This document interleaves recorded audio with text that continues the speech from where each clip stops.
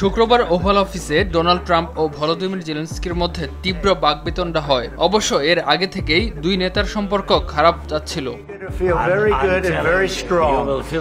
এরই মধ্যে president Trump ইউক্রেনীয় প্রেসিডেন্টকে একজন স্বৈরশাসক হিসেবে আখ্যা দিয়েছেন। জেলেনস্কি একটা মিথ্যার উপর রাশিয়ার সঙ্গে যুদ্ধ শুরু করেছে বলেও মন্তব্য করেন ট্রাম্প। ট্রাম্পের পূর্বসূরি বাইডেনের পৃষ্ঠপোষকতায় ৩ বছরে গড়ে ওঠা যুক্তরাষ্ট্র ইউক্রেন জোট ভেঙে পড়েছে। যুক্তরাষ্ট্র ইউক্রেনের মধ্যে সম্পর্কের প্রকাশ্য ভাঙন পশ্চিমা সামরিক জোট নেটোর সদস্য দেশগুলোর সঙ্গে যুক্তরাষ্ট্রের বড় ধরনের সংকট সৃষ্টি করছে।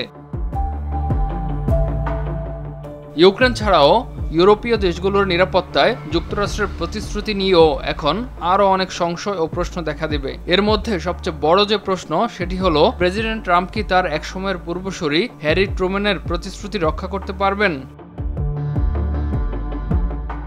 1949 সালে প্রেসিডেন্ট ট্রুম্যান ঘোষণা দেন, নেটো জোটের কোনো দেশের ওপর হামলা যুক্তরাষ্ট্র নিজের ওপর হামলা বলেই মনে করবে। রাশিয়ার প্রেসিডেন্ট ভ্লাদিমির পুতিনের সঙ্গে জোরালো সম্পর্ক পুনঃপ্রতিষ্ঠায় দৃশ্যত ট্রাম্পের আগ্রহ এত সব উদ্বেগ জন্ম দিচ্ছে। প্রেসিডেন্ট ট্রাম্প ইউক্রেনের উপর প্রতিনিয়ত চাপ তৈরি করছেন আর রাশিয়ার জন্য দিচ্ছেন বড় ধরনের ছাড়ের প্রস্তাব।